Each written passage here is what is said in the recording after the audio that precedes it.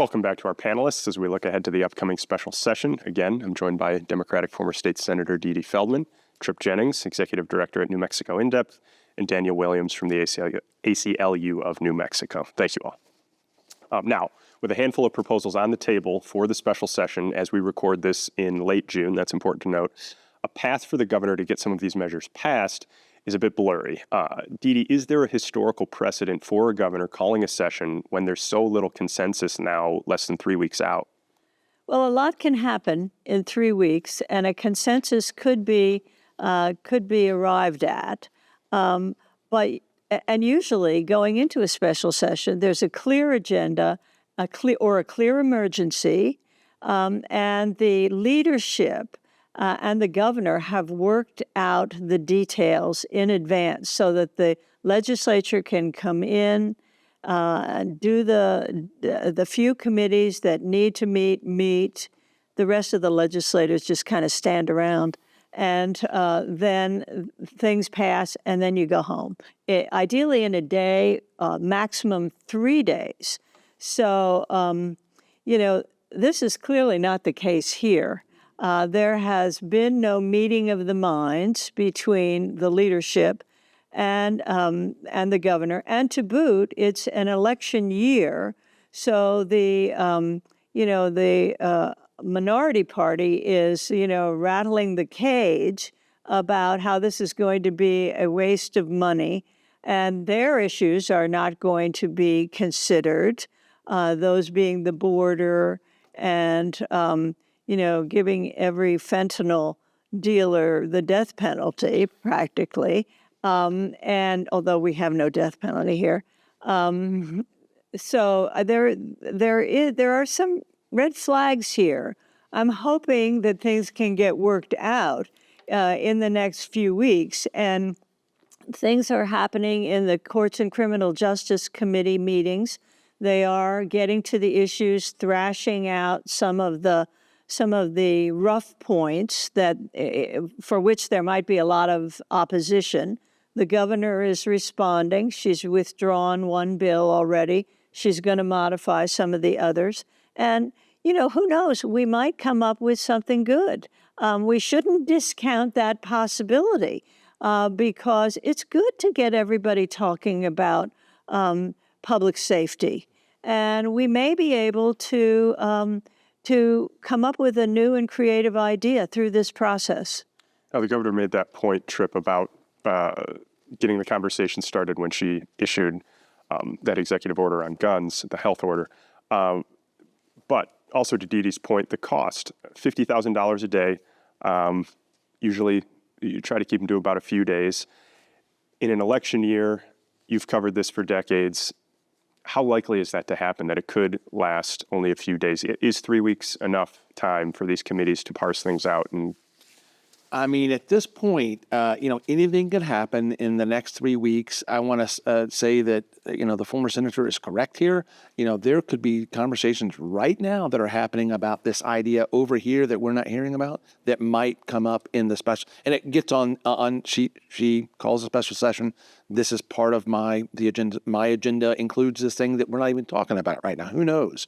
As far as the bills that are before, that we have drafts of right now, some of these are going to be really tough because right now there's not a consensus. And I want to go back to the politics of this stuff. This is an election year. What happens here? And, 3 days, 5 days, whatever it is, during this period, legislators can accept donations to their reelection or election campaigns or whatever. They cannot solicit. This is an election year. They just got through the primary. This may sound minor to us, but to folks who are actually campaigning and might be in tough races, they're not happy about this. And frankly, the other thing is, this will involve the certain committees, and most of the legislature will be twiddling their thumbs while they're waiting for these committees to pass something out. That's going to create a restive situation, actually, to be honest with you. I want to acknowledge one more time that in between the time that people see this conversation that we're having and the special session, things might change dramatically again, as they have week to week, as you know, Daniel. Do you have a sense of how any of these proposals that we know of right now, what's the likelihood that they could pass? I mean, that's a great question, Lou. And I think it's confounded by that point that you just made that I've seen a different draft of some of these bills every week for the last month. And so, who knows what we're going to see on July 18th. And that might, to Tripp's point, they might be able to get that to something that everyone has agreed on and they can just go in and pass it. I think that we have this crime data bill, which is certainly an important thing. We all want better data. I don't think that one's going to be controversial. I think that is a pretty easy lift. Is it a lift that requires a special session? I don't think so, but I could be wrong. We have this panhandling bill that was killed with a unanimous bipartisan vote with pretty minimal debate in the regular session. It's changed some since then, so we'll see. But I don't feel optimistic. If I were the governor, I wouldn't feel optimistic about that one.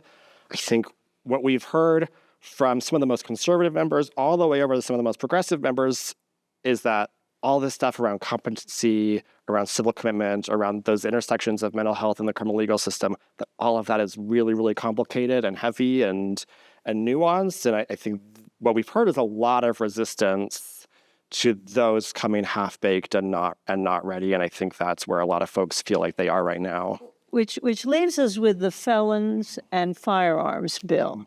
And that's a bill which would enhance the penalty for felons who have firearms to 12 years. Mandatory minimum sentence at the state level. Right, mandatory, and 9 years for other crimes. I think, and there would be, and they would be convicted for that. There would be no good time in prison.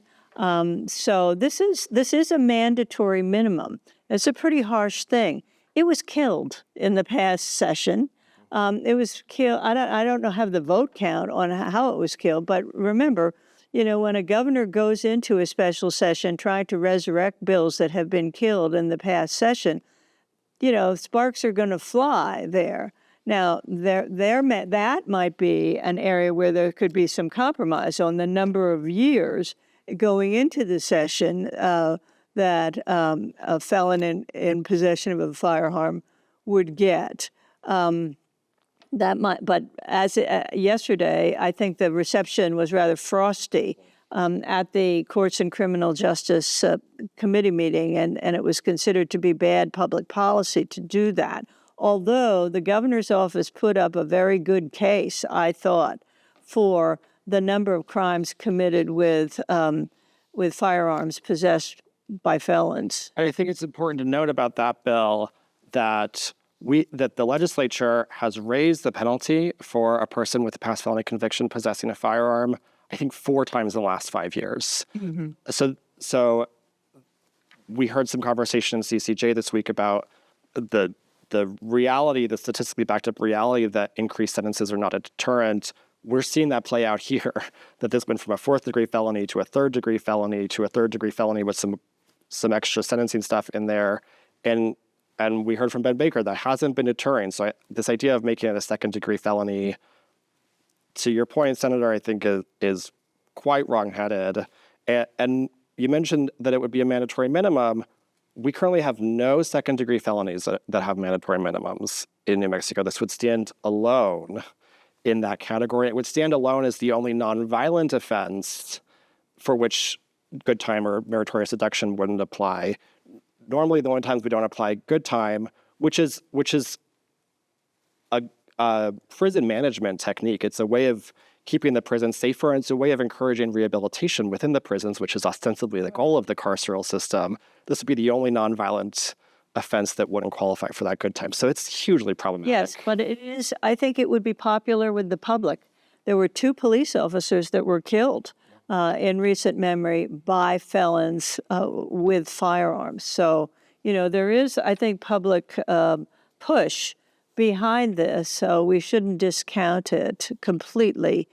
But also, you have to ask, with all these changes in sentencing and in one's a 1st degree felony, one's a 2nd degree, one's a 3rd degree, the court people, the police, that might allow some people to drop between the cracks because of this rapid change that has occurred here, and just administratively how difficult it is for folks enforcing these things to keep up.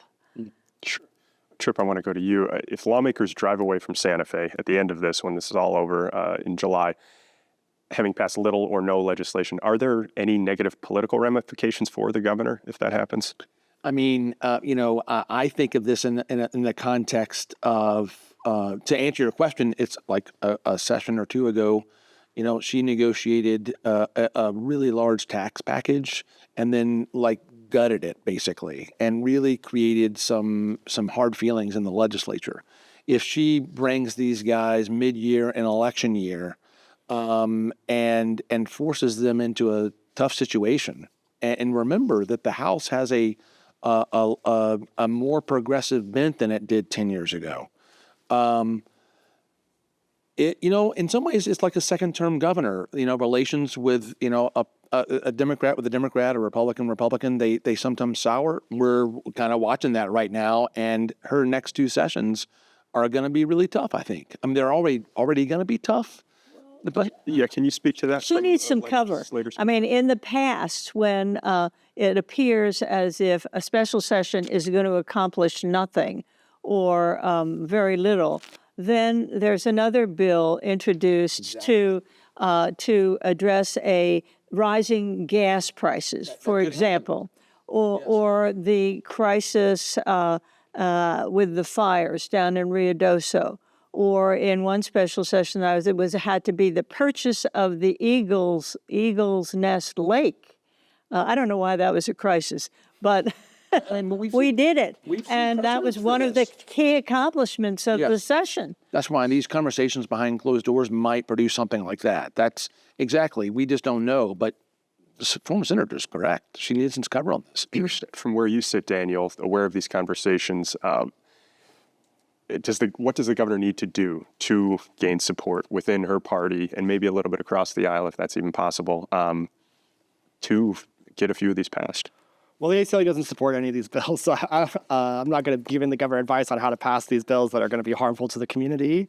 I think the best thing the governor could do is to take a significant look at what actually needs to be done to create public safety and introduce a completely different suite of bills, probably in the 60-day session, because we don't have time to do that in the next 3 weeks.